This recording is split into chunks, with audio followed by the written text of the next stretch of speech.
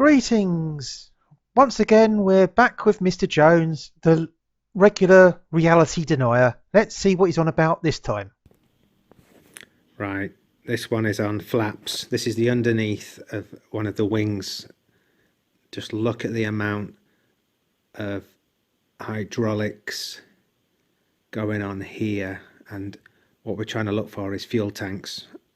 Never learn. Mira, he may not be the sharpest tool in the shed, but I think his courage is commendable. He may not be the sharpest tool in the shed, but I think his courage is commendable. Yes, the fuel tank's right in front of you, Mr. Jones. Let me explain. Here we have the landing gear support beam, which is connected between the rear spar of the wing and the fuselage here. Here we have the landing gear. And here we can see the rear spar.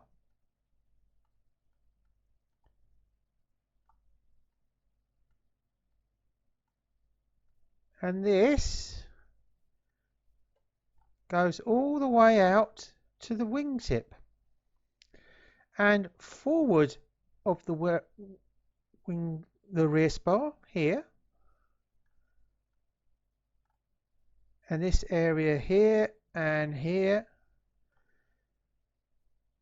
is the fuel tank.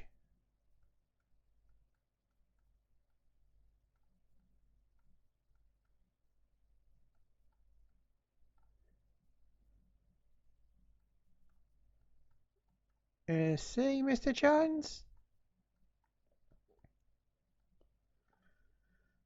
And this rubbish idea that the flaps go into the wing, as you can see, here is a solid beam. So this can only go as far as here. It cannot go any further here unless it can magically go through the undercarriage. So there you have it. This area here, and the forward spar is about there.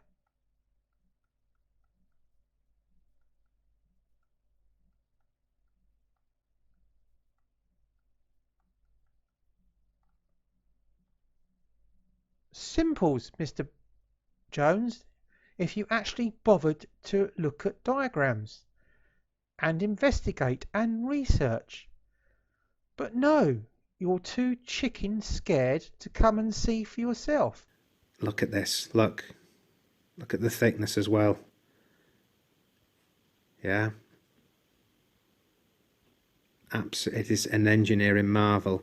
I'll turn the sound up if you want. It's quite annoying. Look, they are, all this is going on, all the electronics, hydraulics. There's more piping as well going from to the actual gas turbine engines. There's more of the piping inside here. I mean, look at this, look at it, look at the actual size of it as well here. Yeah, no room at the inn for those tons and tons of liquid fuel. Yes, of course there is absolutely no room for fuel in the landing gear wheel well. That's where the landing gear has to go. Now, if you were to turn 180 degrees and look forward, you'd be staring at the rear center wing box spar, which would be the rear face of the center wing tank. Quite simple, really. Go and have a look at some proper diagrams, Mr. Jones, and stop making it up as you go along. Just watch this, and don't really need to say a lot, really. It's a follow-on from the other video with all the hydraulics and bits and bobs underneath, so I'll just let it play. Anyway, yeah, just look at the incredible lengths these panels will actually go down. Bear in mind, this happens whilst you're up in the air with all that air resistance. Like I said, it's not a kid's toy. this is proper metal and hydraulics. But it's obviously, I'm showing you that there's clearly no room at the inn for any more fuel in these wings. He's not the sharpest tool in the shed. Oh, Mr. Jones, please, please, get some intelligence. Alright, the rear spar is approximately here. The front spar is approximately here.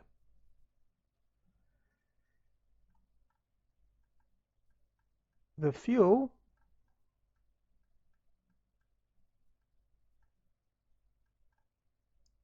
tanks are in the wing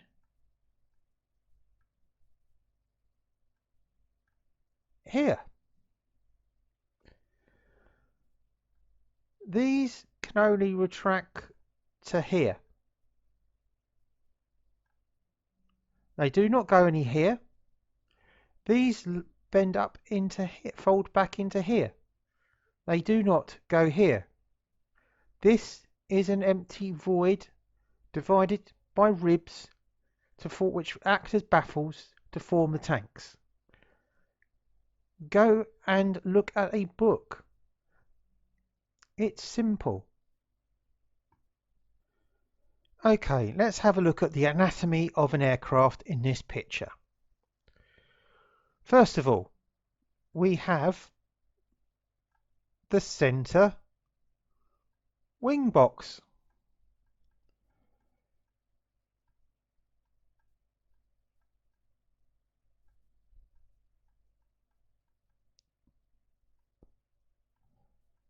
This is where the fuselage is mounted onto the wing. And all the loads are transmitted through this central part, as these wings are cantilevered off of the center wing box.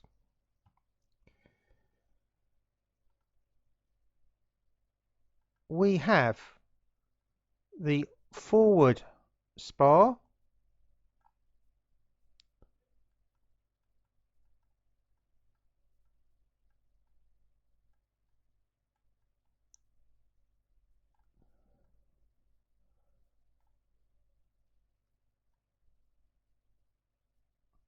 and we have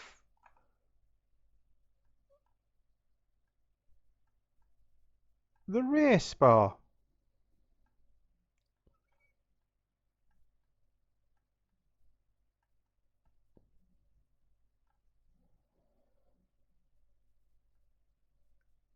And this is the landing gear support beam.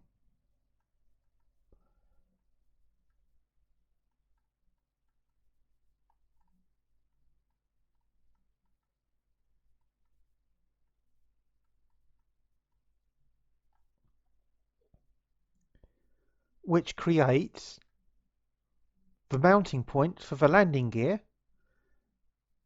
and the landing gear wheel bay, gear bay,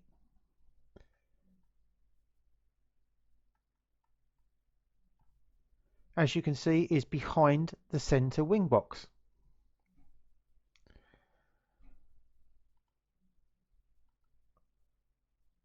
The trailing edge flaps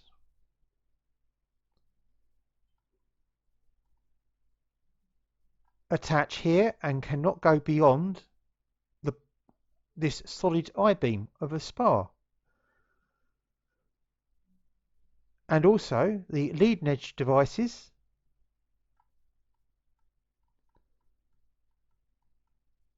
cannot fold into anywhere other than the leading edge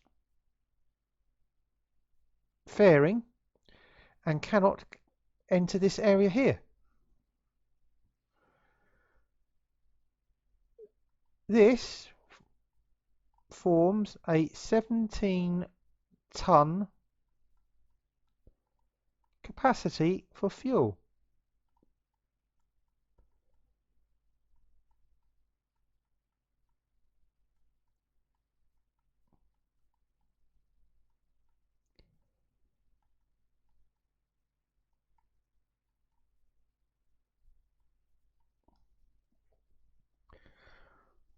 with the remaining 65 tons held in the centre tank. Plenty of room for fuel.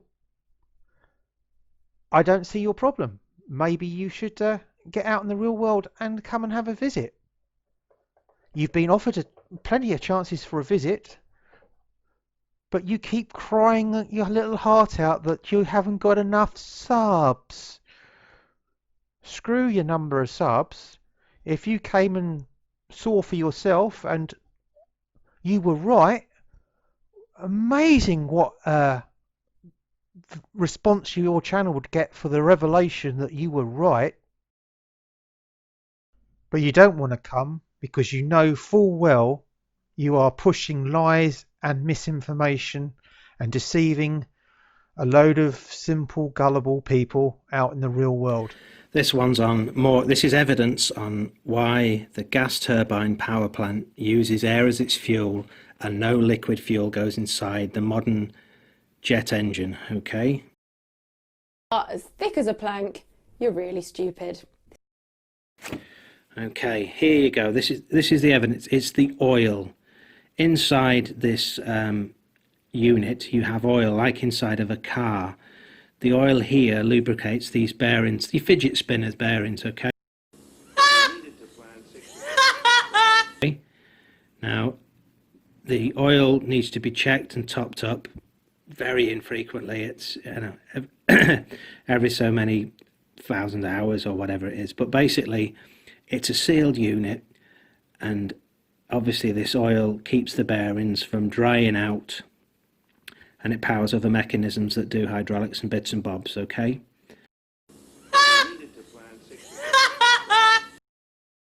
Why, oh why, Mr. Jones, do you waste your money on books that you never ever read? And if you do read, you don't understand the written word within their pages. An aircraft engine oil system is self-contained. That oil is only used to lubricate the engine. The hydraulic system uses synthetic oil and it's a completely independent, separate system. The engine oil level is checked and replenished as appropriately after every flight. And that replenishment quantity is recorded in the technical log for engine records. But the main crux of the evidence I'm going to show you is inside of a car you need to cool the oil down. Well, you have a radiator, don't you? It's put at the front where you capture the air.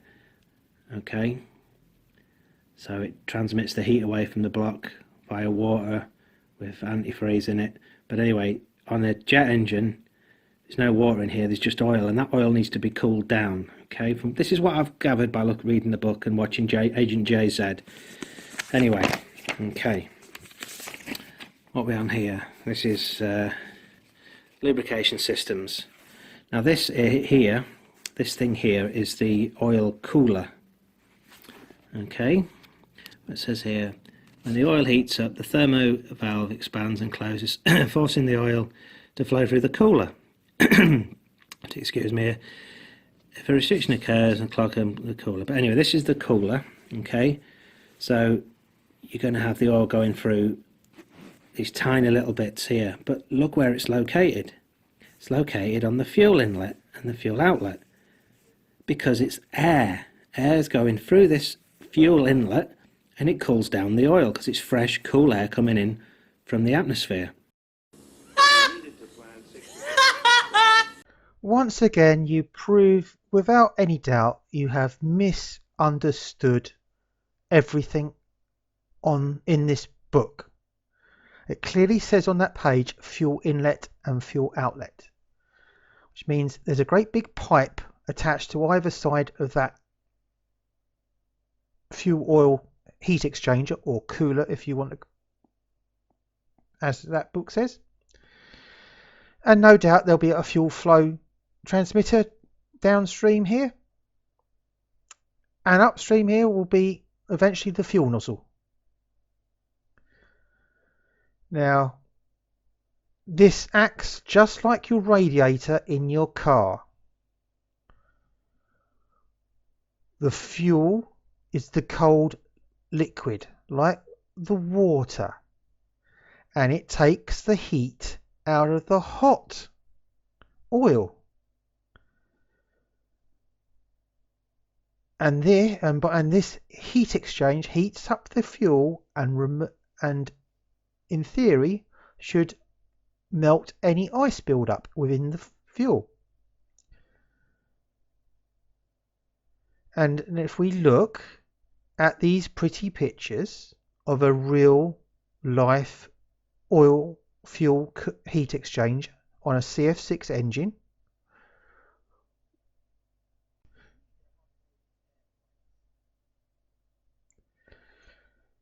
and you can see in the bottom right hand picture you've got the inlet fuel, which is cold, coming into the fuel flow transmitter, then flowing out of the fuel transmitter into the fuel oil heat exchanger, and then the warmed up fuel exits the fuel oil heat exchanger, then goes off to the fuel manifold, and then to eventually the combustion chamber. And the fuel flow transmitter and oil cooler sit just here below the fuel filter. And when we change the fuel filter, you need a 5-litre bucket to catch all the fuel that comes out of it.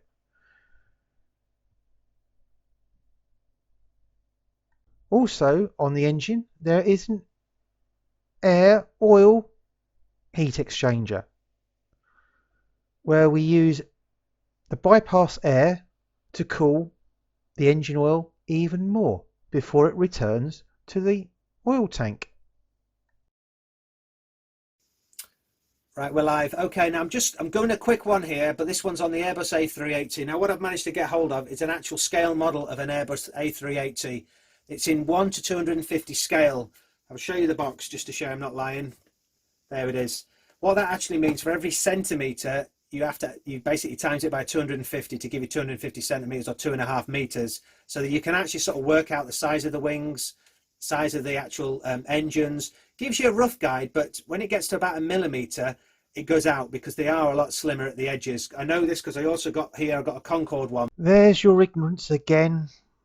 The Concorde wing is a different shape and design to the Airbus wing, as the Concorde wing is more slender as it's designed for supersonic flight, where the Airbus A380 is designed for high lift and subsonic flight. The wings are different. Now, what we do know is that they're telling us there's 320,000 litres, and I'm not making this up. It's in the Haynes manual. I'll put a link in this one to the other video with the figures showing you the tanks. I'll just spin this round. Can you see? You remember that that's where the tanks are? Yeah. So they are in the wings. That's what they're telling us. Okay. Now this one has 119,000 litres of liquid jet A fuel. Now what you got to bear in mind when they're building these, they actually do the flex test, which I've put the video up as well. I'll try and get a link to it in this description, where they go down about 6 meters and up 6 meters. And when they actually test the wings, they don't put any liquid fuel in them.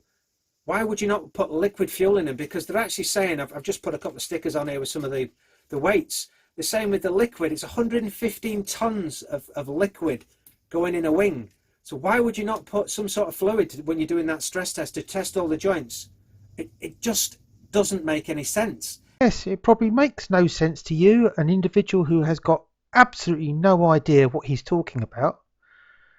There is no need to put liquid into these wings for these stress tests, because the wing has been designed to take the fuel. There is no need to test it.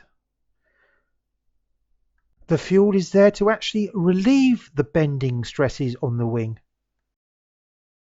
It does if there's no fuel going in the wing. There's no liquid fuel. You don't have to worry about that, do you? Is anyone seeing this yet? Right. Also, what I did get hold of is this is one of the, it's a BP model thing here. It does have a bit at the front there, so I'm going to put this down over here. This one here is a slightly different scale, but not far off, okay? Not much difference. Yeah, that's about a 1/64th scale model of a tanker compared to a 1/250th scale model of an aircraft. The driver of that tanker lorry wouldn't be able to fit inside the cabin in your model if that was the same scale. Please, why do you do this? You are misrepresenting the facts, as all truthers do. And this one has got 36,000 litres, just like you find at the petrol station when you're filling up your car and stuff. Now, when you next see one, look at the giant wheels that they've got on them, yeah? These things are massive. This one here, he says, I do have a box for it, this one is 44 tonnes. 44 tonnes, obviously including everything, yeah? And yet they're telling you that the actual wing weight of fuel is 115 tonnes. That also, if you can get this in your head, take that off, it would be 3.5 of those giant tankers worth per wing. Per wing. None of it, you see, none of this makes sense because there is no liquid fuel in the wings. So, Mr. Jones, when are you actually going to prove this fact? When are you actually going to explain how a jet engine works without consuming any fuel? You keep making these ridiculous, stupid claims, but you never, ever show any proof, and you can't even explain how a jet engine works. Also, the liquid fuel lie, they have to tell you they're spraying continuously. This is one of the injectors. There's several of these injectors in each of those. There's 4 of those giant gas turbine engines, and they're continuously spraying. They don't just squirt like a car, squirt, bang, etc. They're like a flamethrower, like a shower head, spraying continuously this fuel. Are you seeing it? It's just a nonsense. It's a joke. You can stand behind them at airports because they're blowing air. It's just air. It always has been air. Hair dryers in the sky. Just like when you buy your little drones, they use the air molecules to hover. What you just said is one of the most insanely idiotic things I have ever heard. At no point in your rambling, incoherent response were you even close to anything that could be considered a rational thought. Everyone in this room is now dumber for having listened to it. But just, can you get your head around this? And also these ones, yeah, this isn't a scale model, but the wings retract. This one here, this is an F-14 Tomcat, yeah? Supposed to have 9,100 litres or 2,400 US gallons. Where the hell is it going? It's all engine. Air intake goes right through it and air comes out the back. They're supposed to have room for ammunition, guns, missiles and all the rest of it. Landing gear. They tell you have to go in the wings. The wings are tiny. They retract. Hopefully this is coming across. I say I'll keep bashing away at these and I'll try and get the links up to the previous videos. Oh, right! To call you stupid would be an insult to stupid people! I've known sheep that could outwit you. I've worn dresses with higher IQs, but you think you're an intellectual, don't you, ape? Once again, Miss Jones, proving you're incapable to do the easiest amount of homework. It would not take an individual more than 30 seconds to find out the facts and figures of the Grumman F-14A Tomcat, a naval air superiority fighter aircraft. The aircraft itself was a twin-engined turbofan aircraft powered initially by Pratt & Whitney power plants. The later variants, the F-14D, was powered by the General Electric power plants. These aircraft, as you can see in these pictures, are not small fighter aeroplanes.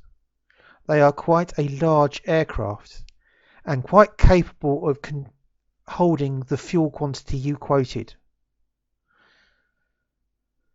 As you can see, the aircraft has wing tanks with forward tanks in here and central tanks. and has the capability to carry 2 external fuel tanks. All weapons were carried externally, with the exception of the gun.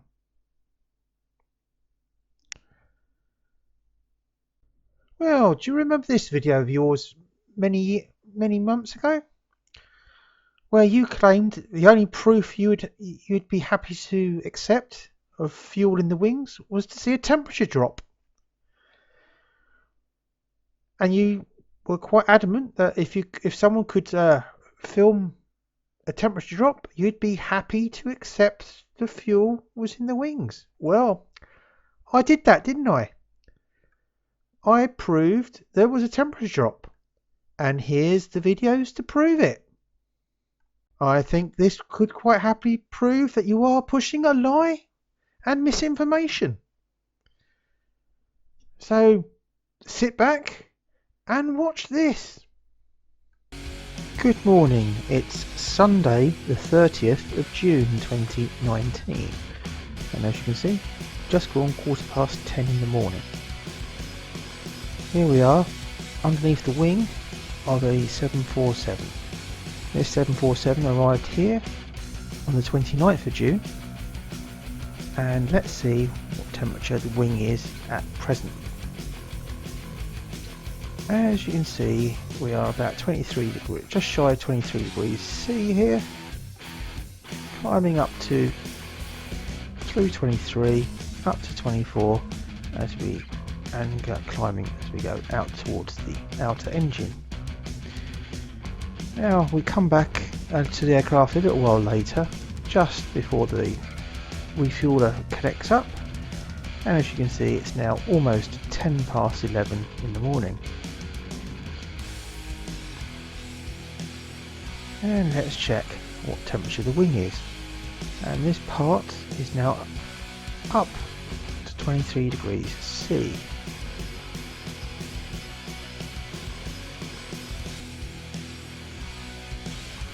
Now the temperature has dropped a couple of degrees down to just over 20.5 degrees centigrade.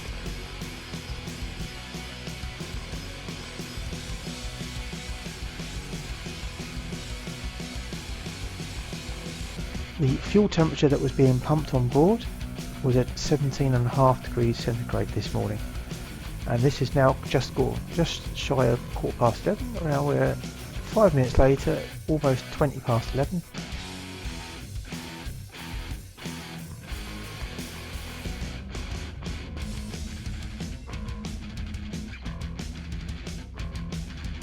And as you can see, this wing that was at 23 degrees before the Bowser connected is now ranging between 21 and 20 degrees.